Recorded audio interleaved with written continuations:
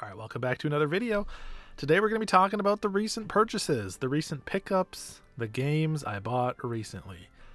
So if you're new around here, I tend to do this.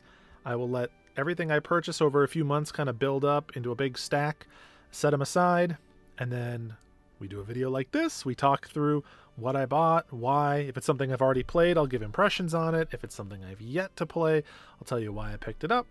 And then, I mean, personally, then there's a joy of after this, then I get to slot them all onto my shelf, which is a process I really like. But today we have a good selection, I don't know, maybe 30 games or so across multiple different consoles. And we're going to talk through them, probably starting with the newer stuff and then work our way down.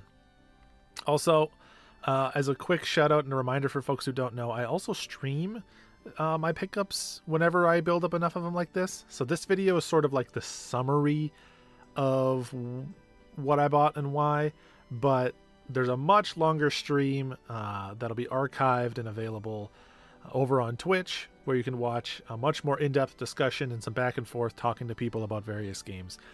And so you're welcome to come hang out on Twitch to experience the live version of these if you're ever interested.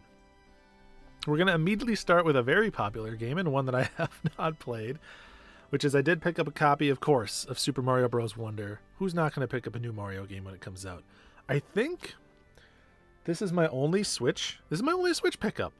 The Switch is really, in my heart, the Switch is end of life. I'm ready to see it move on.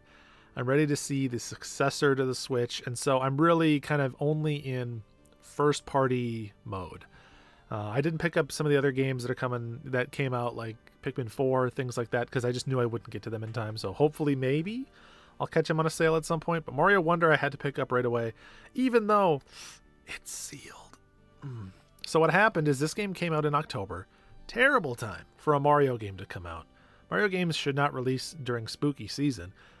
But it came out, I put it on the shelf, and I said, you are what I'm going to play as soon as, October's done. And the scary has passed. And you're saying, well, dude, it's the middle of November at this point, and you, for some reason, haven't played it yet. What's going on? It's because I sort of inadvertently ended up extending spooky season. I wanted to play Alan Wake 2, and I had not played the first Alan Wake, so I've been playing through Alan Wake in order to play Alan Wake 2. And then once I play Alan Wake 2, then I'll probably play Super Mario Bros. Wonder. I'll definitely play this before Game of the Year time so that I can talk about it if it's a contender for my top 10, which will be a video that I'm putting out here in a couple months. But yes, excited to check this one out. I mean, I've heard a lot of good things. So, all right. We have a lot of PS4 to talk about. Man, there's a lot of PS4. There's one PS5 game, but I can't really talk about it without talking about PS4. So, why don't we go ahead and dig in? I think we'll start with we'll start with not the PS5 game. We'll start with the PS4 games. So, over the course of a couple months, I would say that I'm focusing on two systems right now in terms of like really bulking up my libraries, and that's 3DS and PS4. PS4 this is the right time to be buying PS4 stuff. It is about as cheap as it's ever going to be. There's tons of interesting games, a lot of cool stuff to find. And so I'm just sort of filling in the gaps, plucking my wish list every time I come across something for a pretty reasonable price. I will go ahead and I'll pick it up. And so I did that with a couple of games.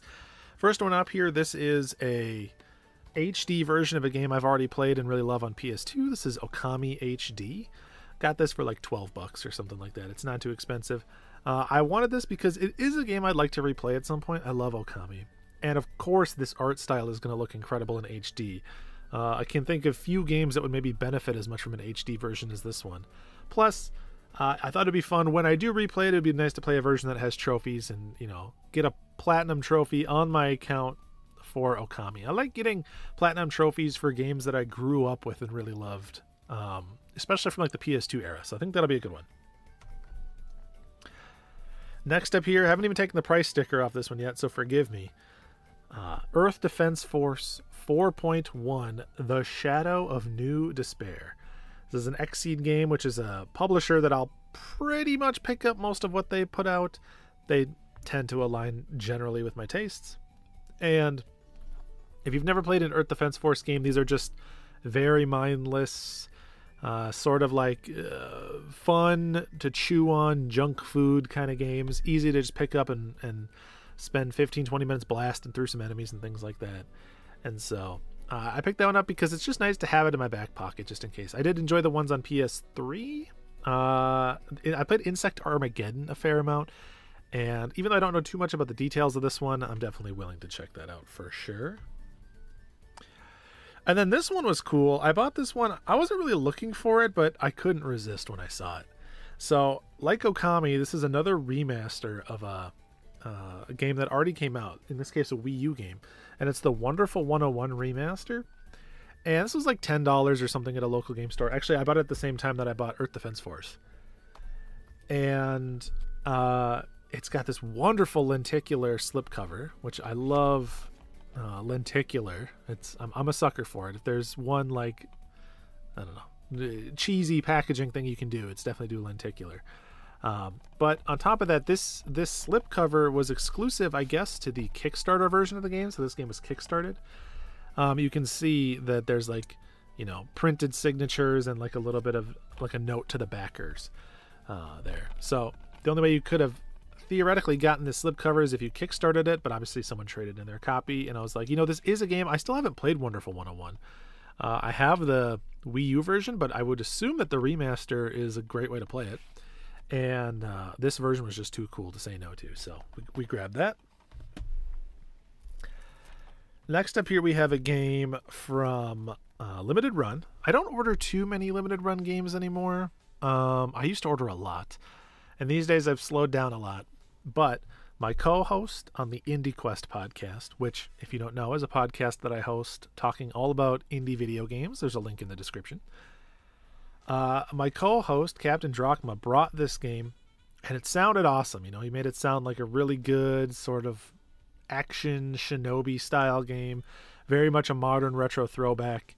It seemed really cool. He said it was a really fun game to go for the 100% on, which I'm excited about, and that is Vengeful Guardian Moonrider. So, as I said, this is like kind of like a shinobi Mega Man-ish sort of harkens back to the era, the 16-bit era, something you'd play on like the Genesis or something like that. It seems like a great game. It looks like a lot of fun. One that I was originally going to play for on my other podcast, Polykill, we were doing an alphabetical challenge to beat one game that starts with every letter of the alphabet.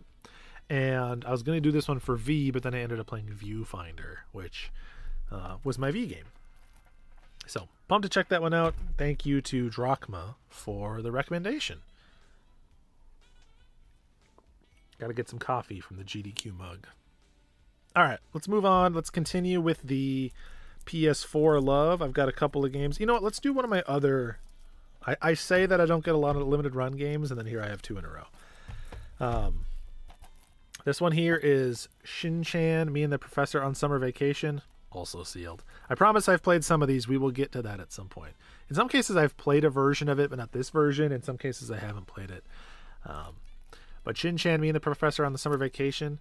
This is, I think, the first game in the Boku no Natsuyasame series that ever got a localized physical North American release. I don't know anything about Shinchan. I've never watched the show Shinchan, but the series itself is what really interested me.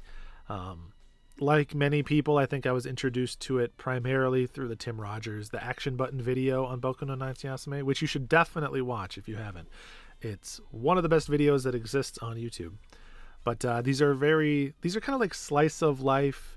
You know, each game is about a city kid who goes on a vacation over their summer break into the countryside, and it's usually kind of just about the intimacy of slowing down and getting familiar with what that lifestyle is like. You know, things like catching and battling bugs, going to fireworks shows, wandering through the woods, just the types of things that, you know, like a 10-year-old kid would get up to. Now, this one has a Shinchan flavor to it. Not really sure how that comes across, but I do want to check this one out. I will probably, in this series, I would say the first game I will play is Attack of the Friday Monsters, which I have on my 3DS but have not played yet, and then maybe this one. I mean, this one is one of the easiest ones to play. So, Next up here, I've been looking for this game for a while, and it was not easy for me to track down, but I finally got a copy. This is Zigurat on PS4. This is kind of like a first-person magic-based roguelike. It is published by Soe Desko, which tends to be a company that publishes lesser-known, not necessarily indie, but like AA or like not high-budget games or not well-known games. And because of that, some of their stuff can be really interesting and surprising. You know, a lot of hidden gems under that label, but also some of it can be kind of a miss. This one, though, I was very aware of. I've watched footage for this and I've wanted to play it for a long time. It just seems like a really fun game, and not too arduous. It's the best combination of first-person shooter and roguelite you've ever seen. This game also just got a sequel on PS5, which surprised me. It must have done well enough, because I really have never heard other people talk about it, but that one is definitely on the soon-to-play pile, for sure. All right, next up here, we have a game I've been meaning to check out forever. And I couldn't tell you that much about how it plays, but people I trust have recommended this game to me many times, and that is No Straight Roads. So, this game, I will read the backdrop for you, so you let me know if this interests you. Lead the musical revolution and fight for your right to rock in an all-new action adventure. Hijack concerts, defeat musical megastars, and use the power of rock to take back Vinyl City from the corrupt EDM empire. So, it's like a music-based action kind of game. I just played not that long ago The Artful Escape, and this sort of gives me like Artful Escape vibes. But there's a few friends of mine that really love this game. It gets brought up a lot as like a game that people are sleeping on. So I'm pumped to check it out. If you've played No Straight Roads and you agree with that, let me know. Add your voice to the pile of momentum. All right, next up here we've got Ulwa's Collection. So this one is sealed, but I've actually played both of the games in this collection. This is Ulwa's Awakening and Ulwa's Legacy. Both of them are very good, like pixel retro throwback type games. They're both kind of like gated exploration, like Metroidvania style games. And I played Ulwa's Awakening when it first came out. I loved it so much. Ulwa's Awakening was one of the first games I ever really got into speedrunning. I think if you look on the speedrun.com leaderboard, I'm probably still up there. Not high on the leaderboard, but my time, I assume, is still there. Really fun game. Actually, a really fun speedrun, too. Was super into it. And then Ulwa's Legacy came out as a sequel. I played that and also really liked it. So for a long time, I've wanted a physical edition to represent kind of my love for the series. I do that a lot, actually. If I play a game digitally, when a physical edition will come out, I do want to have like a physical, tangible object to represent my time with that game, which I know is like, it's not the smartest move that you could do, but I'm nostalgic, and I place nostalgia into my objects. It's my character flaw. But I wanted to have a physical copy of this game. Plus, again, like Okami, I would not hate to replay these and get the trophies. So, very cool. And then we have, I can't remember, were these all from that same sale? They might have been. So GameStop recently did a buy, like a 4 for 20. So it was like games 10 and under were 4 for 20. And I think these were the 4 I got. But I picked up 4 games. One or two of these might have been from a different sale, but they were all pretty cheap. They were all $5 to $10 after the discount that I got. One that I've been meaning to play for a long time, and at the price of like $5, I couldn't say no. Immortals Phoenix Rising on PS5. I have another friend who has said that this is like a really, if you want kind of like a no frills, Breath of the Wild meets Ubisoft open world kind of game. I like the sort of mythological setting that this is in, and it just seems like a good low-stress kind of game. The type of game that I could like throw up a TV show or listen to a podcast while I'm playing and just sort of like click my brain off a little bit. Excited for that. An indie game I've been meaning to check out for a long time, has kind of a Zelda energy to it. Turnip Boy Commits Tax Evasion. I think there's a sequel to this one coming out too. Turnip Boy Robs a Bank or something like that. But yeah, this is very like old style Zelda, right? Like top down, maybe like the Super Nintendo or Game Boy Advance Zelda games. And it's pretty short. It's pretty cute. It's it's obviously with a name like Turnip Boy Commits Tax Evasion, its humor is on its side. So something that is just unique, right? How weird that, imagine a game like this coming out in like the Super Nintendo era, right? Like I like that things have gotten a little goofier. They've gotten a little zanier. And then the next one here is Order 1886. Another one. A lot of games that people have been recommending to me, but this is one that a couple friends of mine and some podcasts recently talked about as like really worth checking out. It got kind of like middling reviews when it first came out, but I think that there's been a little bit of a consensus, a critical reception renaissance for this one, and people are looking back on it fondly and hoping that this is not a dead franchise. I mean, I don't know that we're ever going to see anything Order related anymore, but yeah, it seemed like a lot of fun. I was listening to an episode of Into the Aether, which is another podcast, and they were talking about it and saying positive things. So actually my fiance might play this. She was like, do we have that? And I was like, we literally have it in our pickups pile. I bought it 2 weeks ago. And she was like, noted. So who knows? And then the last one, to be honest, this one kind of filled in the deal, the 4 for $20. I don't know if I'll hang on to this one. I do want to play these games, but I don't even think this is the first one, is it? But I got the Steelbook for Shadow of the Tomb Raider. So I have played no Tomb Raider games ever. I mean, I played like the demo for Tomb Raider and Tomb Raider 2. I don't think I ever beat any of them. But it's not a franchise I really know too much about. I know that the new Tomb Raider trilogy, Rise of the Tomb Raider, Shadow, and whatever the other one is, I know that these are pretty well liked, sort of in the Uncharted style of gameplay, but doing a little bit of their own thing too. So I would like to check them out at some point. It's not a super big priority for me, and so I figured, a nice Steelbook with a slipcase when there wasn't another game to fill in that $5 deal, why not? And will I hang on to it? This might go into my trade pile, and then if I decide that I want to play it, I'll take it out of my own trade pile, or I'll pick it up because it's obviously very cheap. And that is all of the modern stuff. So Switch, PS4, PS5. One of the other systems, as I mentioned, that I'm collecting a lot for right now is the 3DS. I'm trying to kind of close any gaps I have in terms of interest on the 3DS. I have a pretty nice 3DS collection already. I mean, you can see it over my left shoulder there. It's a couple hundred games, but there were some ports and some games that I was just interested in trying out, and I got them all for really good prices, either at GameStops or at local stores, and so I decided to go ahead and say yes. Let's start with a couple of the ports. First up, one of my favorite games of all time. Legitimately my favorite Wii U game, one of my favorite puzzle games ever. I love this game. Captain Toad Treasure Tracker. I honestly want to replay this game just so I can experience it with the 3D. I played it, I 100%ed it on the Wii U. I thought it was just phenomenal. It's like the perfect length, it's the perfect difficulty. It's so adorable, and it's very inventive, very creative. So I want to play the 3DS version of that, check it out, and see how it stacks up. I have to support my boy Captain Toad however I can.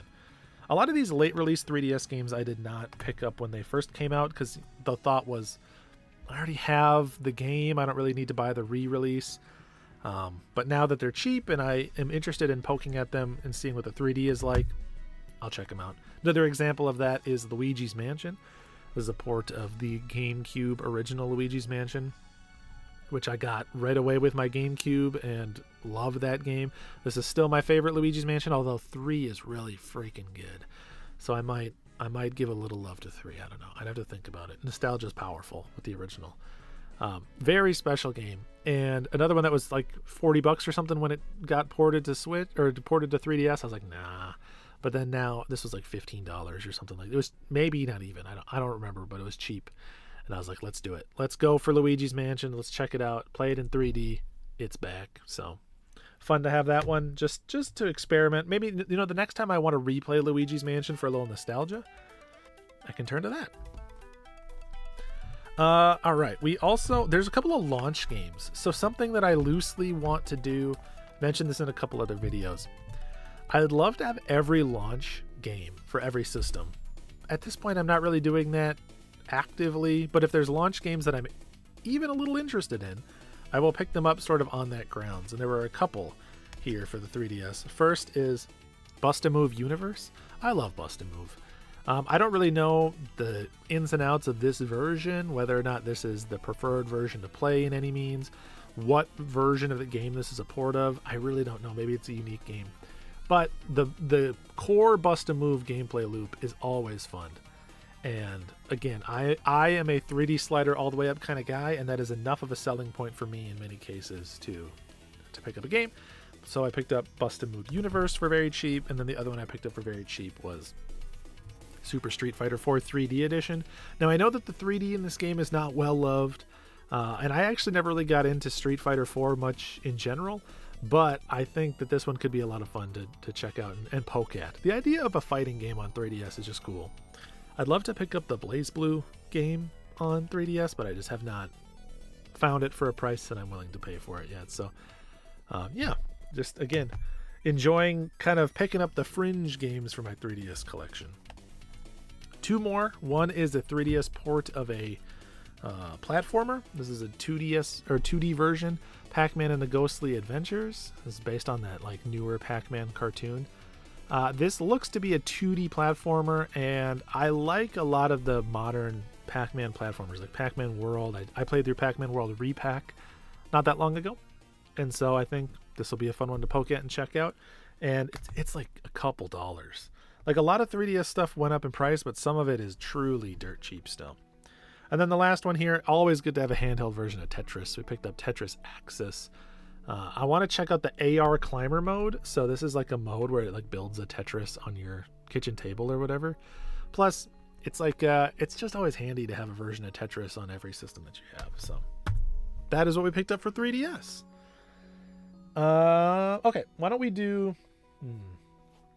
Let's do PS3 and PS4, or PS3 and PS2, and then we will do some of the bigger hitters. I have some like Gamecube and some Dreamcast to show you.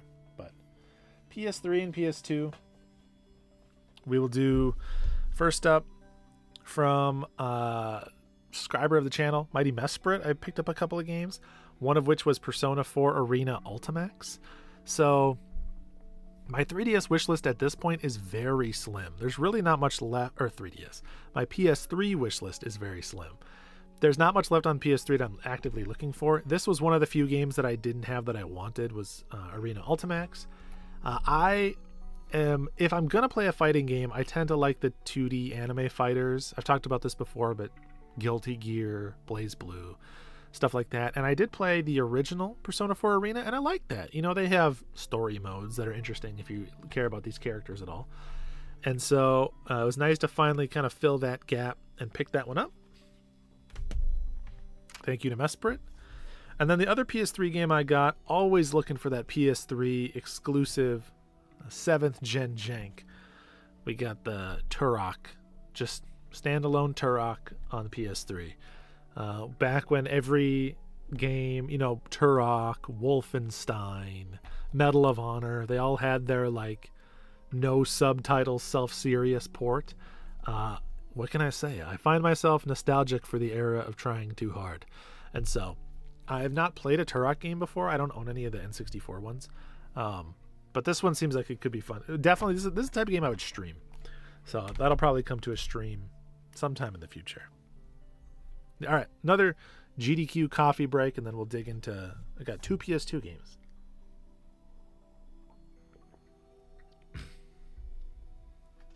All right. First up here, we have an import. This is one that I picked up to play in October. During October, I only streamed horror or horror-adjacent games. And one of them was this. It is Simple Series 2000 Volume 113. It's like the Tengai Jiryu.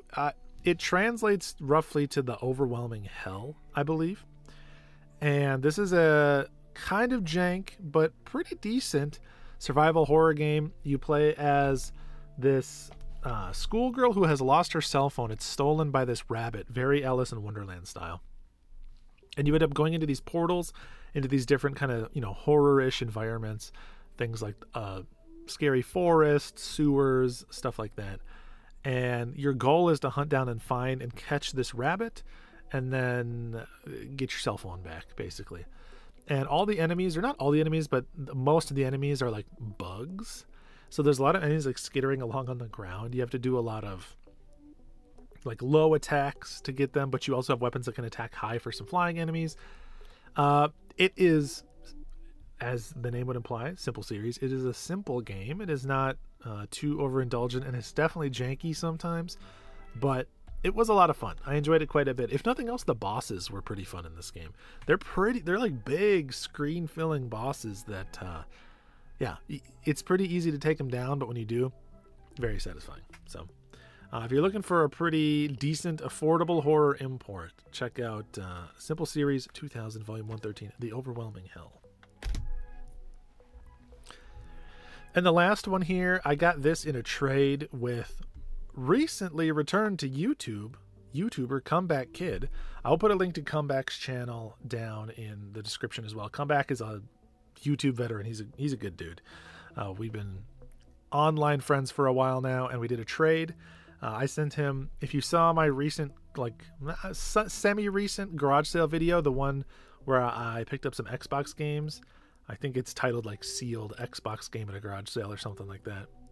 One of the games I got in there was Silent Scope Complete, and I wasn't really looking to hang on to that one. It wasn't something I was super interested in, but it was something he wanted. So we worked out a trade. I sent him that, and he sent me Sly 3 Honor Among Thieves. I don't have any of the Sly Cooper games on PS2. This is my first one. I have the Sly collection, and I recently played Sly 1 for the first time. What a game. So good. It's so good. What a special series. I would say definitely Sly Cooper, even with just that one game I've played, is my second favorite PS2 platformer trilogy after Jak and Daxter.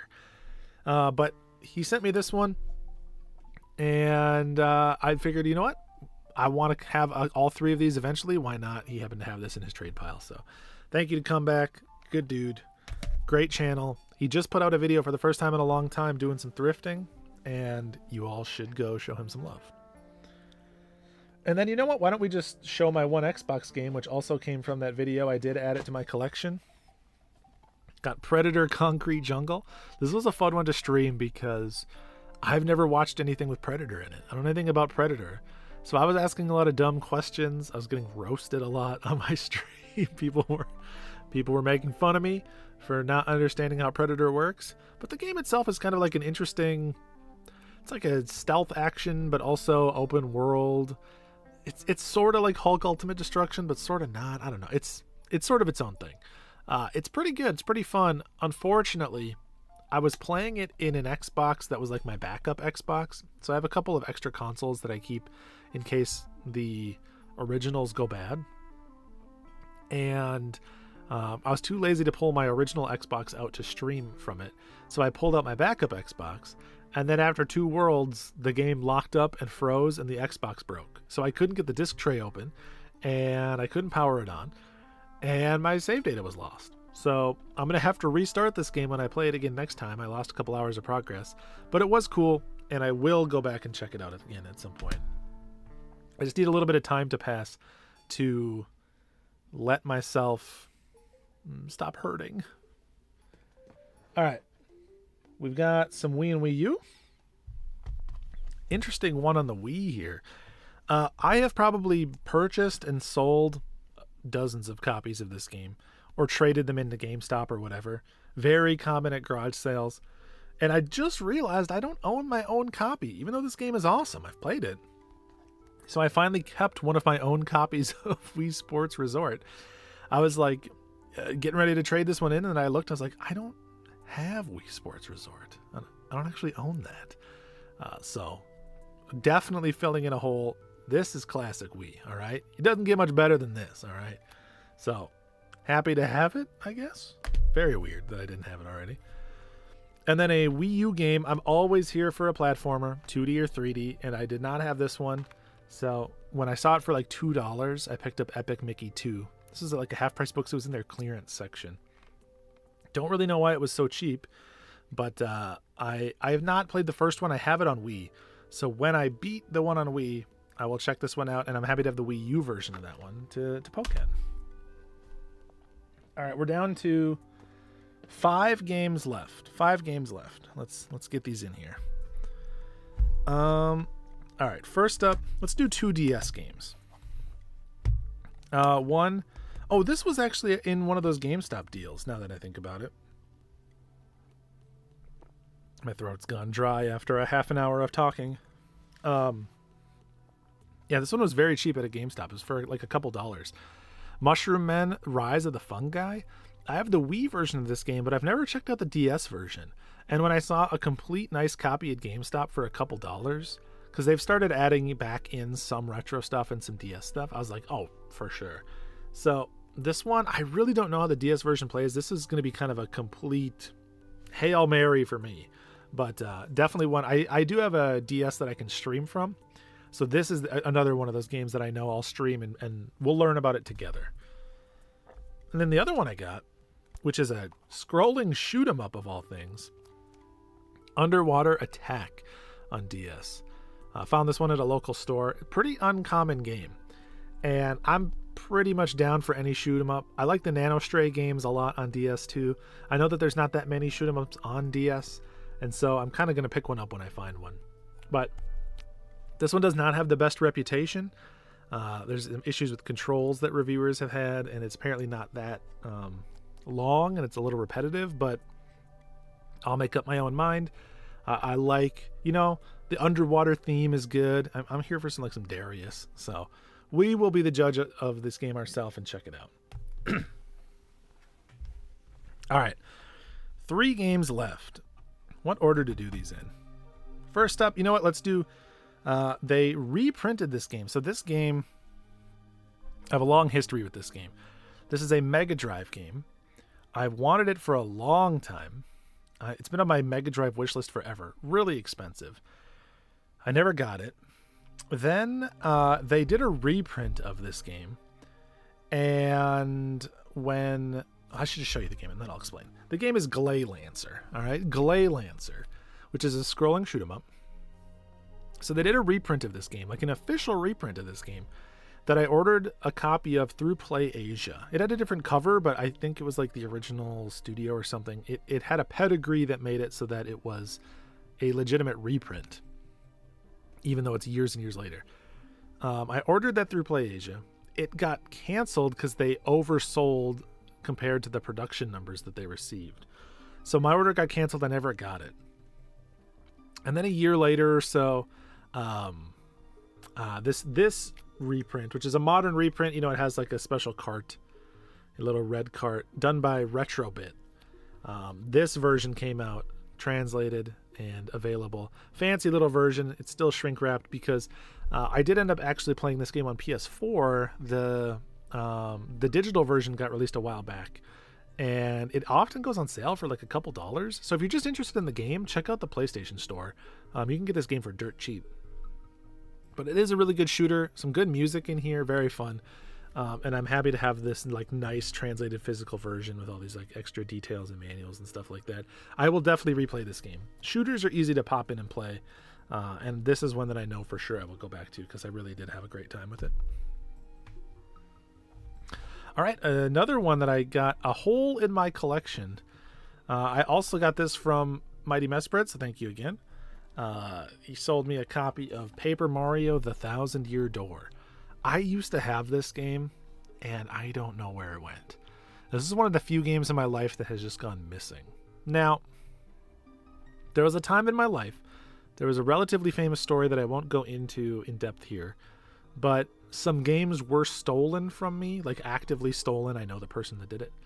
And I'm not sure if this is one of them or not, because it has been missing for around the same amount of time.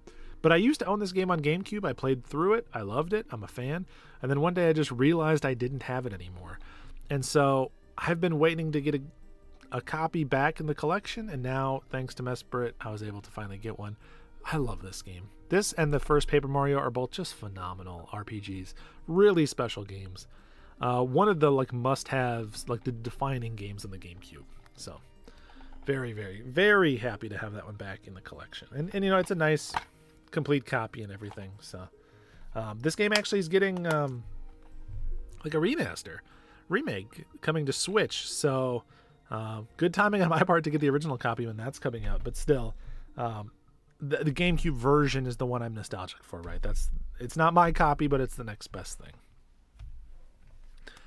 And then last but not least, I said that PS4 and 3DS are the two systems I'm collecting for. A little bit of like the third leg there is I've been into Dreamcast lately.